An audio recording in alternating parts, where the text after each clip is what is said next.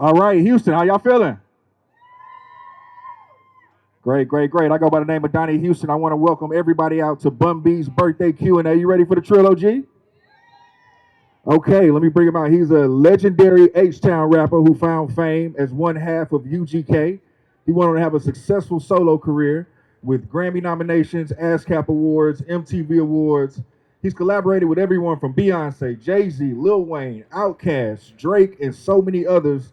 He is the busiest man in hip-hop, and outside it, roles as a Rice University professor, Trill Burgers founder, and a key figure in bringing hip-hop to Houston Rodeo. You guys make some noise for Bun B.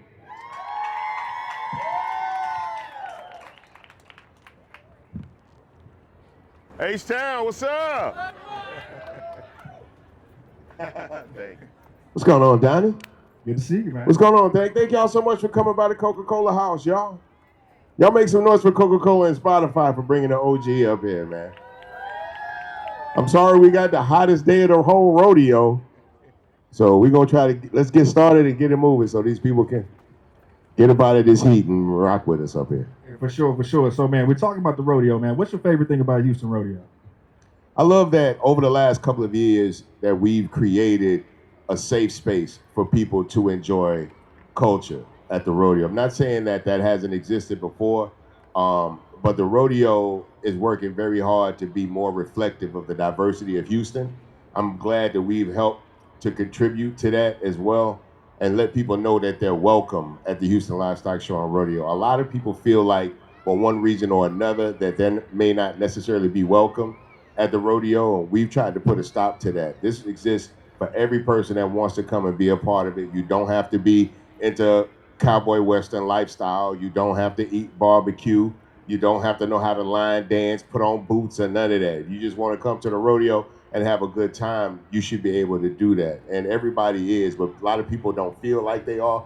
So I like to be the new poster child for who the rodeo represents right now. My show is a living, breathing example of what happens when you allow diversity into a space. Most definitely, man. Y'all give it up for Bun. So talk about, on a personal level, how special is it for you to be performing at the rodeo the way that you have for the last, 3 or 4 years now? Yeah, this was my 4th year performing this year. This is the first concert I ever been to. Well, not there, but back there at Astrodome. The first concert I'd ever been to was at the Houston Livestock Show and Rodeo when I was like 3 years old. And as a rapper, you never really had that on your dream list to do the Houston Livestock Show and Rodeo because it really wasn't even an option. It's particularly for local artists.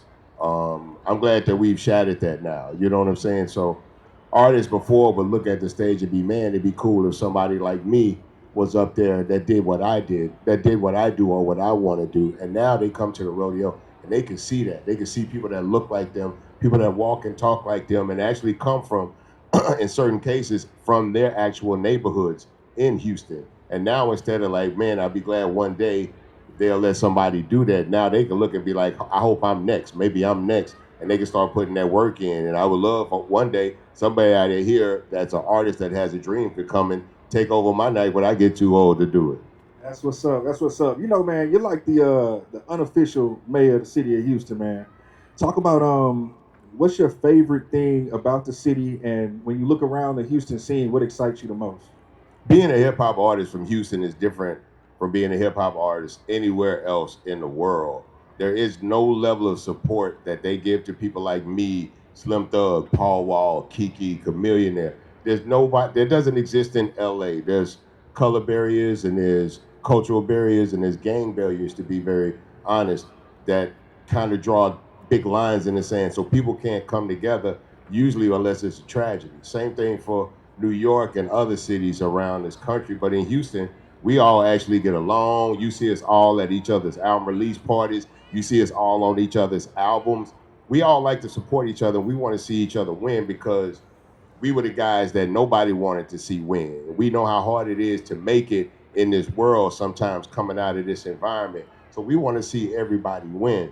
And I've been a benefit of that too, because there are people that look at my career and feel like, well, Bun B should have made more money here, or the game should have took better care of Bun B. But I'm not giving up on life. I don't care if the industries give up on me. I'm not giving up on what it is I'm chasing. And now I'm in round 2. I made one dream come true. Now I'm in the middle of making another dream come true. And that's only because the same people that supported the first dream are now supporting the second dream. So the same people that bought the music and came to the concerts are now buying the burgers and coming to the rodeo. You know what I'm saying? So as long as Houston sees me as a proper representation of this city to the world, Houston's gonna support me. So that's all I got to do is make sure that when I go out, it's not just about Bun B, it's not just about burgers, it's about representing this city.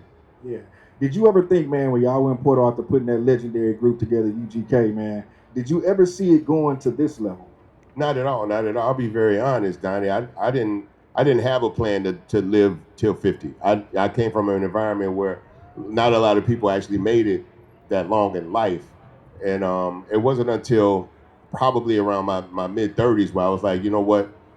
This is not just a day-to-day thing. This is not a year-to-year thing. This life can be very long, and even longer if you don't take time and plan and make the wrong decisions. Life can be very long and slow and terrible. I thought, I started thinking ahead of things like, what do I want to be in 5 years? Where do I want to be in 10 years? I always assumed everything was going to be good, but we live in a world now where can't nobody assume nothing. You need a plan, you need to be putting in work, and you need to have a goal, then try to achieve it. I'm glad that I still was valid in the music industry, so when I did get my head focused and did start planning out my future life, I was still able to sell tickets to shows, still sell music, and still be viable as an artist. But I did want to start looking for my next thing in life, and by the grace of God, this burger came to me, and the rest is history in the making. There's so many things that we plan on doing with this company that will probably live longer than me, and that's okay. I just want to make sure that I'm continuing to build something that Houston can be proud of. Yeah, man. Talk about your name, Bun B, the origins of that. Oh man, that's kind of weird. My family nickname is Bunny. Most of my family call me Bunny because my real name is Bernard, and a lot of my young cousin couldn't really say it, so it was like Bernard, and then it just became Bunny. And then when it came time to rap, I was like, Bunny can't be my rap name, so one of my classmates, Sharam, was like, we're gonna call you Bunny B, and I was like, we can't do Bunny B. He's like, all right, well, Bun B then. And that was back when my name is older than some of y'all out here. That's what's crazy. Back then, a lot of rappers were doing like Derek D and Gregory G and Terry T and all of that. So my name ended up being Bun B. It was actually Bun B Ice. We thought we could do something cool, and nobody liked it. And then somebody said, just take the ice off, fool. Just be Bun B. And it's a very unique name. Most people don't know the origin story of where it come from, but everybody seemed real comfortable calling me Bun B. So I don't see a need to do nothing different. Nobody wants to call me Bernard B. That's a little too much. Right. Man, talk about, we're going to stay on UGK for a minute. Talk about some of your favorite UGK memories, man. One of them was we were called to be a part of a movie soundtrack that Jive was doing, and they sent us some snippets of the movie, but the movie didn't have no music in it. They send you snippets of the movie for you to make music that would fit the stuff that they send you. And it was Menace to Society, and the first thing we saw was when he go in the liquor store and shoot the people in the liquor store. We like, what? I'm sorry, there's kids here. Like, what kind of movie is this, bro? What are they doing? And then the next scene we saw was him when he shot the dope fiend in the alley behind the cheeseburger. I'm like, what is this movie, bro? What are these people doing? And so they were like, we want you to make a song about this and that. So we made a song called 92 Mac, but the label didn't want to pay for the sample. So they were like, do y'all have anything else? And while we was doing that, since we had studio time, Chad made a remix of Pocket Full of Stones. So we were like, well, we got this Pocket Full of Stones remix. It don't have a sample in it. Y'all can have that. And initially, in the movie, we were supposed to be when you see in the kitchen when he started like cooking what he's cooking. I feel funny talking about this movie in front of kids, but we were supposed to be in that scene, but it got in the actual movie. In the actual movie, when Dope Man, if you went to see it in the theaters, in the kitchen when he cooked for the first time, Dope Man comes on. The record didn't get cleared for the movie before the movie came out.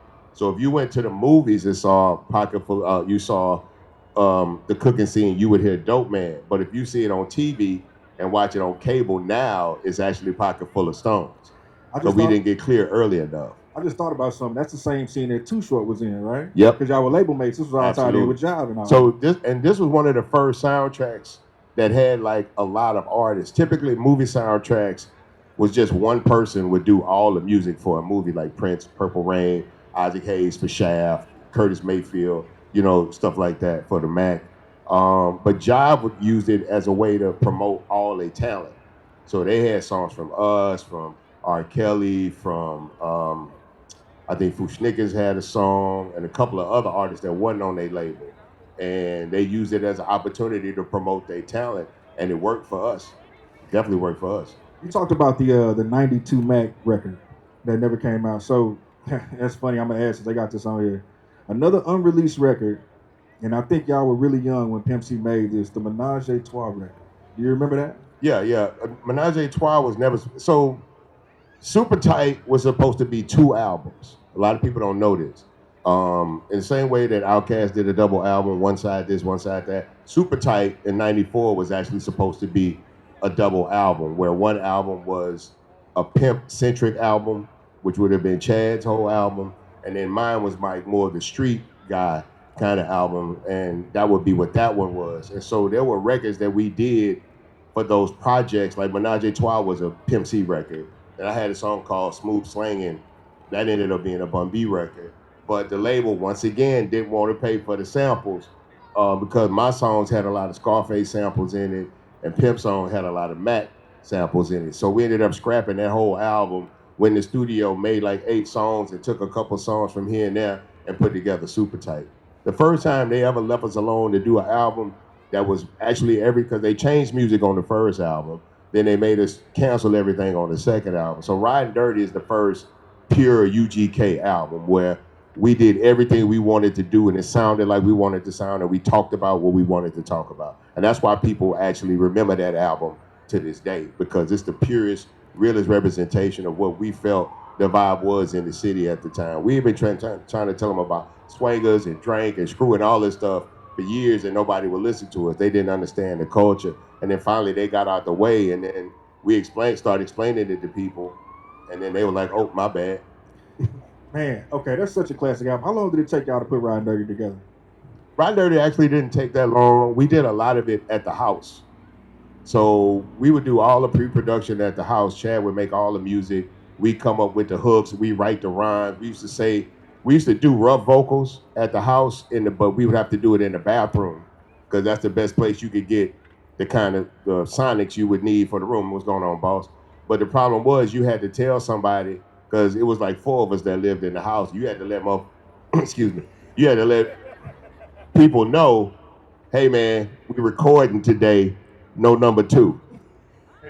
No number 2 in there. And then every now and then somebody didn't tell Bird, who was our DJ, and we get ready to start rapping, and the room smelled like Bird, and then we got to crack a window and all this stuff just to make music. And then also for us, it was cheaper to do as much of this stuff at home as possible, so you wasn't in the studio wasting a lot of studio time, because studio time back then used to be like $150, $200 an hour. You can get it for like $40, $50 an hour now. It's not that expensive, but back then it was expensive, and we didn't have all that kind of money in the budget. So the cheaper we could make the album cost, the more we could put the money into other things like marketing and stuff that they didn't really think we needed, but we knew would be essential. What was your inspiration to even do music?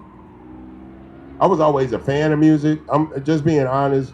I was a fan of music. I had a lot of friends that were fans of music, and then one of them decided to start rapping, and he wasn't good, and he didn't listen to as much music. He didn't know about as much music as I did. So I felt if he can make a rap record, I can make a rap record. I can write a rhyme if he can. And he was trash. And as soon as I tried, I was trash.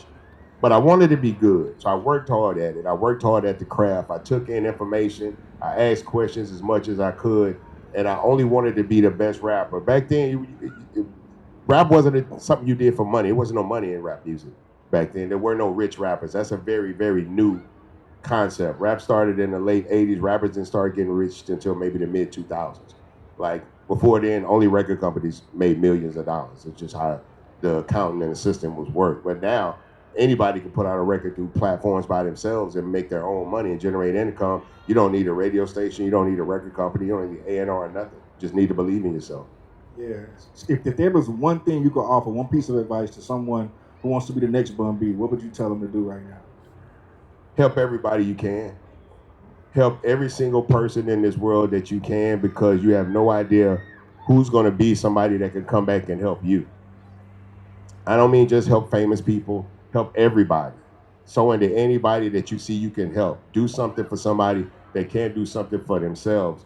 Trust me, you have no idea who that person will grow up and become and possibly reach back and pull you into something. People have been doing this for my whole life. People I forgot I met and I did something would come up and be like, hey man, this is a great opportunity over here. I'd love to bring you in because you did this for me, or you did this for my brother, or you did this for somebody. Just help people. It don't cost nothing. It don't take a lot of effort and a lot of time. Just genuinely help people. Put good energy into this world. You know what I'm saying? And when it comes time for you to do your thing, send a message in the world that you feel people need to hear. A lot of times people listen to music waiting to hear something and be inspired. If you listen to music and you're not being inspired by the music you're listening to, and you make music, the world might be waiting on you.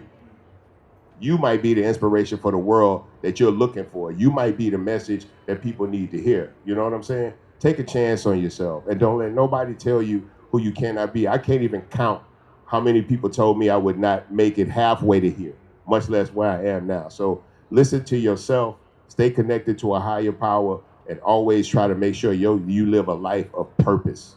You gotta find something bigger than you to live for, because you'll give up on yourself.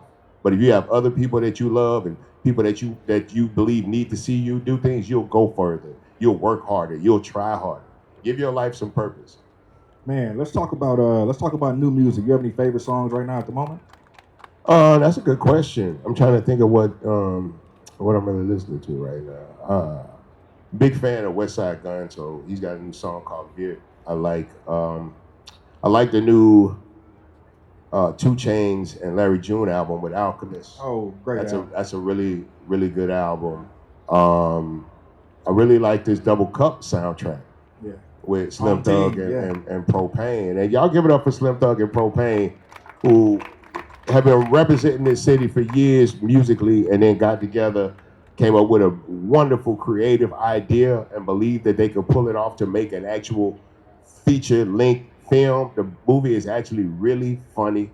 They invested their money the right way. The quality of the film is very, very high quality. You cannot tell the difference between that movie and any other movie that you will play on your TV. It is not a Tubi movie, I can tell you that right now. It's a legitimate piece of film, and I'm happy to see people thinking further. Like, sometimes you can't wait for somebody to knock on your door and give you an opportunity. Sometimes you got to go out here and take it. And to anybody out here that wants to be in any kind of business, it don't take 1 million people to make $1 million. That's a big misconception. People think if they want to be a musician, they got to go platinum to make money. No, you got to believe in yourself, and don't put yourself in a situation where other people get paid before you. That's how you make money. Believe in yourself, find people that believe in you, and take them along with you, and show the whole world how hard it is and how much you struggle and everything that you sacrifice and what it took. People will respect you more for that than they will liking the music you make, because they'll see parts of themselves in you. Man, I remember when I had a job I didn't want to do, and I remember when I had to get up at 5 in the morning to make this money and do that. Show people it ain't easy. Show people it take time. Show people it takes sacrifice, because everybody think it's so easy to get up here in this chair and haven't done what I've done and been where I've been. It took everything. It still takes everything in me to get up and get to where I'm trying to go in life. That's why if you look on my Instagram, I'm always traveling, I'm always somewhere, I'm always talking, I'm always working. The grind don't stop. You just walk right into the next one, man. What motivates you currently? Family, legacy. You know what I'm saying? Like, we have a good quality of life, but my children were very young when I started, so they weren't necessarily able to be a part of that. But with this company, my entire family, this burger company, my entire family can be a part of this journey. I have family that works at the company. My wife and I do a lot of the infrastructural building for the company and making sure the aesthetic is right for people. But it's really about legacy. And legacy is not just about your bloodline. It starts with that. It starts with the people closest to you. I want to make sure that my family sees the hard work and effort I put in and sacrifice to build this, so that, God forbid, one day when I'm gone and they get it, they understand what it meant to make that happen, and that nobody takes it for granted. That's the most important thing. But then also I'm building a company that's building people up. People that started on the register, moved to the grill, and now they're management. You know what I'm saying? So I'm not only building something for my family, I'm allowing people the opportunity to build something for their family. You know what I'm saying? Somebody that worked at the first store will be the manager at our second store. You know what I'm saying? We saw his effort. He told us he wanted an authority position. We gave it to him. He excelled with flying colors. This opportunity came up. He asked for it. He put in the work and made the sacrifice, and now he's going to get it. Just keep working, keep putting in the effort. Somebody somewhere will come and see you and give you enough to keep going. They may not come and pluck you out of obscurity. You may still have to go back to that job the next day, but you're going to realize that people are watching what you're doing. People see what you're doing. People know that in a room full of 100, there's only 2 or 3 people really making full effort, and you're one of them. And it may be a business that they come back and open one day and be like, you know what? Come do that over here. Come work with me over here. People have pulled me up my entire life, and I'm blessed to be in a position of now be able to pull other people up. And that, to me, is a real lifelong legacy that you can leave after you're gone. Man, you've done so much, man. Music, Professor, the burger thing is going now. What do you want to do next? Because you've done so much. Take a nap. That's all I want to do nowadays is just take a nap. I just want to make sure that I'm rested enough for the moment. I don't need to go to sleep, but if I'm tired, I take a nap. I just need a little bit to keep going. I just need enough rest to keep going, but I want to keep going. So in order to do that, I got to drink a lot of water. I got to stay prayed up, and I got to take a nap when I'm tired. I can't go to sleep because once you start getting that REM sleep and them eyes start jumping, it's a wrap. You down. Even if they wake you up, you're still behind the ball. Give me 20, 30 minutes, and I'm ready to go again. Let's do it. Man, you've done so much. What's been your proudest moment thus far?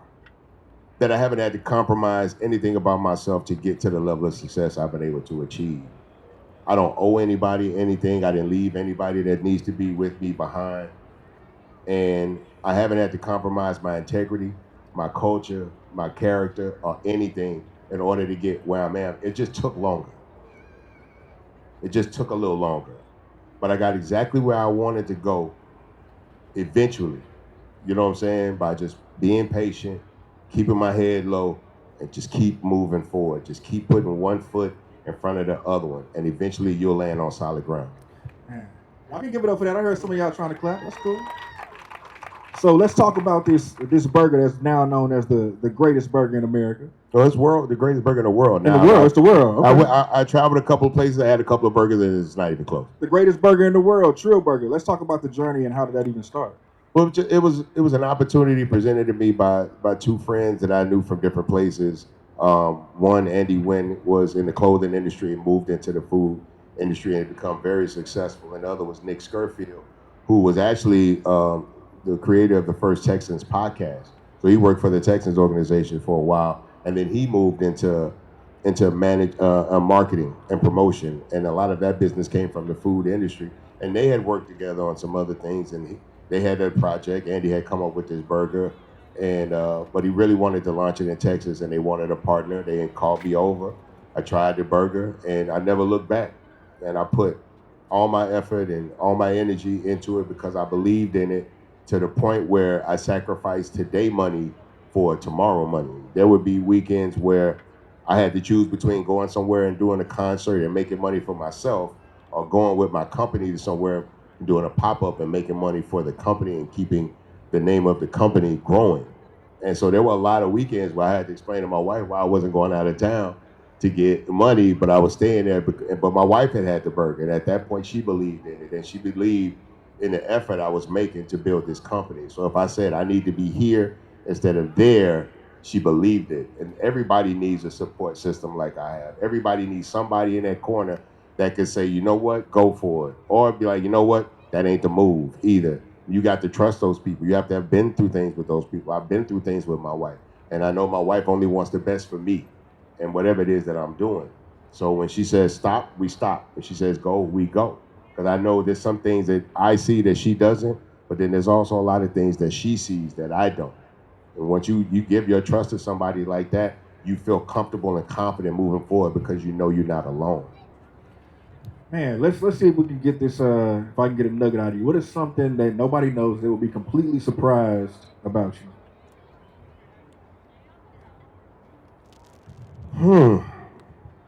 That's a good question. I'm trying to think about what I want to tell y'all. Right? I don't. When everything is done, when all the work has been done, and the family's asleep, and everybody's tucked in, and we've honored every obligation that we've had, I sit in my kitchen and I cut on my iPad and I watch Saturday Night Live. And I don't mean the one from this weekend. Like, The old school I go episodes. back and watch 40 years. I watch through it. I just start over and go through it because a lot of my childhood is tied into that. I remember where I was when that show started. That's when I started getting curious about the world outside of my immediate area. And TV was the way I started to look and see different things. So you see what's happening on TV, and that would show you what LA looked like. And you look at Good Times on TV, and that would show you what Chicago looked like. You know what I'm saying? Welcome Back, Carter. That would show you what New York looked like. You look at all these different things. Miami Vice, obviously, what Florida looked like. And the world just started getting more and more interesting to me. And so I started looking around my immediate area to see where I fit in, and I started looking into this world and started seeing where I would fit in. And every now and then I would just go back and look at Saturday Night Live at certain things and be like, I had no idea what I was getting into. Oh man, I couldn't believe what was going on right then. And this season might have been one of the worst times in my life, but I can go past that and be like, this was the season where we hit that stride. This is where we did big pimping, and this is where things started to take off. And it's one of those things there's enough evidence of it for long enough that I can literally walk through my life by watching episodes and seasons of Saturday Night Live. You mentioned Big Pimpin'. You know, you collaborated with Jay-Z and I mean some of the biggest names in the business, man. But you're also a legend yourself. If you had to pick 3 people to collaborate on your next project, who would they be? 3 people? Dr. Dre, Eminem, and Babyface. That's an interesting 3. Well, I think 1 and 2 makes sense, right? I think one and two makes sense, but Babyface is another one of those artists where not just through his library, but all of the great music that he's written and produced for other people. I can look at my life, right, and walk through, from Babyface, The Deal, and Tony Braxton, and all these other great music, and his music as well. You know what I'm saying? I can look at that like that's around the time when Sweet November came out. That's kind of like when I remember falling in love and wanting to have a girlfriend and going to slow dances and wanting to grab booty and stuff like that. I'm just being honest up here, kids. I apologize.